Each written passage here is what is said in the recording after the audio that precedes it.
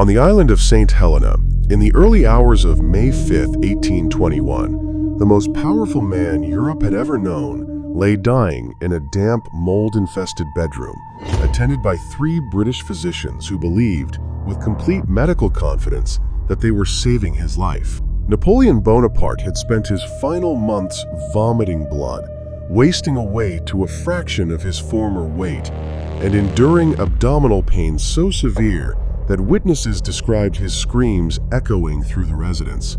His doctors responded exactly as the medical science of their era instructed them to respond. They administered massive doses of calomel, a compound built from mercury, considered at the time to be one of the most powerful and trusted remedies in the entire pharmacopoeia. What none of them could have possibly known is that the substance they were pouring into his failing body was not treating his disease, it was accelerating his death. I am Dr. Michael, and when I went back and read the original 1821 autopsy records with the clinical knowledge we possess today, I found something that neither the assassination theorists nor the cancer theorists have properly addressed. The doctors of Napoleon Bonaparte were not simply wrong about what was killing him. They were actively poisoning him with the very treatment they believed was curing him. This is the story of how 19th century medicine mistook a dying patient for a recovering one, and how that error remained hidden inside a lock of hair for nearly a century and a half. Welcome to the last briefing. By the final year of his exile, Napoleon Bonaparte was a shadow of the commanding figure who had once controlled the majority of continental Europe. He complained of a dull, persistent pain beneath his right ribs, a pain that worsened after meals and eventually became constant. He suffered from violent vomiting episodes, some of which produced material his attendants described as resembling coffee grounds, a detail that any modern gastroenterologist would immediately recognize as a hallmark sign of upper gastrointestinal bleeding. He grew progressively thinner despite periods where his appetite seemed to return, and his skin took on a pale, almost translucent quality that alarmed even the household staff who were not trained in medicine. His 3 attending physicians, Francesco Antamarchi, Archibald Arnott, and Charles Mitchell, worked within the dominant medical framework of their time, a system built around the belief that disease resulted from an imbalance of internal humors that needed to be purged from the body through bleeding, blistering, and aggressive laxatives. Calomel, a mercurous chloride compound, was the era's gold standard purgative, prescribed for everything from fevers to liver complaints to exactly the kind of abdominal distress Napoleon was suffering from. There is a specific and quietly devastating detail that many popular retellings of this case completely overlook. Mercury compounds like calomel are directly toxic to the gastrointestinal lining and can independently cause or worsen bleeding ulcers, meaning that a patient already suffering from a bleeding stomach condition, when given repeated high doses of calomel, would experience their internal bleeding accelerate rather than resolve. In the weeks before his death, Napoleon's medical team increased his calomel dosage in response to his worsening symptoms, believing they were simply not purging aggressively enough. Each dose likely deepened the very hemorrhage that was slowly killing him. This is not a case of doctors doing nothing. It is a case of doctors doing everything medically expected of them, and that expected treatment becoming an active accelerant toward death. In 1961, a Swedish dentist named Sten Forsefud analyzed a preserved lock of Napoleon's hair and detected arsenic levels dramatically higher than what would be expected in a person without exposure. This single discovery ignited over 60 years of assassination theories, framing Napoleon's death as a slow murder orchestrated by political enemies.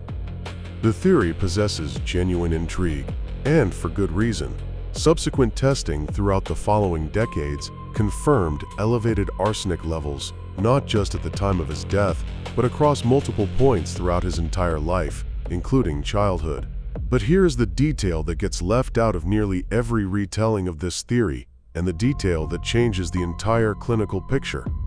Chronic arsenic poisoning produces specific, well-documented physical signs that a forensic pathologist would expect to find during any competent autopsy. Vasodilation, meaning visible reddening of the skin and blood vessels, is one of the classic markers of arsenic toxicity. Hyperkeratosis, a thickening and scaling of the skin specifically on the palms and soles of the feet, is another. Neither of these signs appears anywhere in the original 1821 autopsy documentation performed by multiple physicians who had every reason and every opportunity to notice them. When a forensic toxicologist reviews a case for acute or deliberate poisoning, the absence of expected physical evidence is not a minor detail. It is often the deciding factor.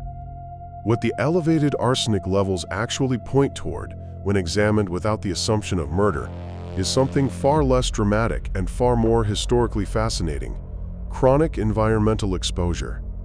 Arsenic-based pigments were used extensively throughout the 19th century in wallpaper dyes, medicinal tonics, cosmetic powders, and even in the treatment of certain skin conditions. Napoleon's residence at Longwood was notoriously damp, and the green wallpaper covering several rooms has since been confirmed to contain arsenic-based dye that, in humid conditions, releases toxic vapor.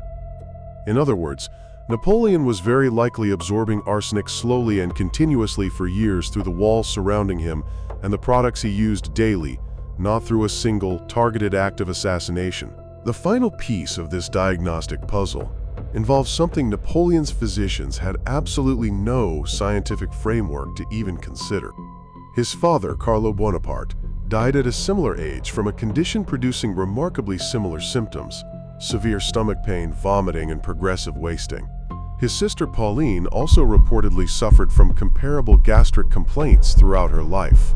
Modern gastroenterology recognizes hereditary patterns in gastric cancer, and researchers studying Napoleon's case in the 21st century have pointed toward chronic infection with Helicobacter pylori, a bacterium unknown to science until the 1980s, as a plausible underlying driver of the ulceration and eventual carcinoma found throughout his stomach lining. Napoleon's physicians in 1821 were operating in a world before germ theory, before the concept of hereditary disease patterns, and before any understanding that bacteria could inhabit and damage the human stomach over decades. They saw a dying emperor with severe abdominal pain, and they reached for the only tool available to them, an aggressive purgative that the medical consensus of their era considered both safe and effective. Layer these three elements together, and a genuinely disturbing clinical picture emerges. A man was very likely dying slowly from a hereditary gastric cancer, worsened by a probable bacterial infection nobody could detect, while also chronically absorbing arsenic through his damp, poorly ventilated residence, all while his own doctors administered a mercury-based treatment that was actively deepening his internal bleeding. It was not one cause of death. It was a convergence of failures: biological, environmental, and medical, each one invisible to the physician standing at his bedside. Napoleon Bonaparte died on May 5, 1821, and the physicians present that day signed a death certificate attributing his passing to stomach cancer, a diagnosis that modern pathological analysis has largely confirmed as substantially accurate. Yet the presence of arsenic in his hair, the absence of expected poisoning signs in his autopsy, and the almost certainly counterproductive treatment he received in his final weeks reveals something far more complex than either the assassination theory or the simple cancer diagnosis suggests on its own.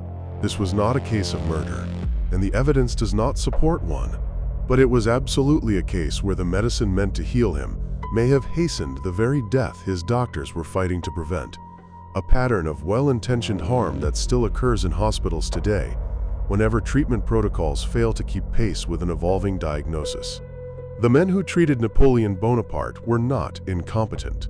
They were prisoners of the medical knowledge available to their century, doing everything they had been trained to believe was right, for a patient whose true condition would not be fully understood for almost 200 years.